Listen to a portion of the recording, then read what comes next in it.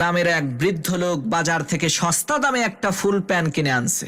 এখন বাড়িতে এসে সেই ফুল প্যান্টটা পরে দেখে ফুল প্যান্টটা তার পায়ের থেকেও আধ হাত বেশি লম্বা। তখন সেই বৃদ্ধ লোক তার স্ত্রীর কাছে গিয়ে বলল, আমার এই প্যান্টটা আধ হাত বড় হয়েছে, তুমি প্যান্টটাকে আধ হাত কেটে সেলাই করে একটু ছোট করে দাও তো। লোকটার এই কথা শুনে তার স্ত্রী বলল, শালার বুইড়ার শখ কত, এক পাও কবরে গেছে, এখন আবার তার ফুল প্যান্ট পরতে হবে, যাও এখান থেকে, আমার হাতে সময় নাই। স্ত্রীর এই ঝাড়ি শুনে সেই বৃদ্ধ লোকটি তার পুত্রবধূকে বলল, মা, আমার এই প্যান্টটা আধ হাত লম্বা হয়েছে, কেটে একটু ছোট করে দাও না। পুত্রবধূ বলল, বাবা, আমার হাতে সময় নাই।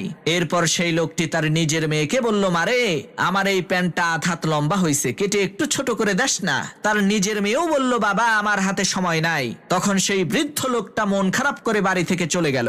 তখন সেই বৃদ্ধ লোকটার স্ত্রী চিন্তা করলো, আহারে, আমার স্বামী বুড়া মানুষ, কয়দিনই আর বাঁচবে, একটা প্যান্টই তো পরতে চাইছে, দেই একটু সেলাই করে প্যান্টটাকে ঠিক করে দেই। এই চিন্তা করে সেই বৃদ্ধ লোকের স্ত্রী ফুল প্যান্টটাকে আধ হাত কেটে ছোট করে জায়গা মতো রেখে দিছে। এদিকে বৃদ্ধ লোকটার পুত্রবধূ আবার চিন্তা করলো, আহারে, আমার শ্বশুর ছোট একটা কাজ দিছে, না করলে খারাপ দেখা যায়, দেই প্যান্টটাকে কেটে একটু ছোট করে দেই। পুত্রবধূ ও প্যান্টটা নিয়ে আধ হাত কেটে সেলাই করে জায়গা মতো রেখে দিছে। অন্যদিকে সেই বৃদ্ধ লোকটার নিজের মেয়ে, সেও চিন্তা করলো, আমার আব্বা প্যান্টটা কাটতে কইলো, কাটলাম না, এটা কি ঠিক করলাম, যাই প্যান্টটা কেটে একটু ছোট করে দেই। এইভাবে তিনজন মহিলা মানুষ মিলে ওই ফুল প্যান্টটাকে নির্যাতন করে 1.5 হাত ছোট করে ফেলছে।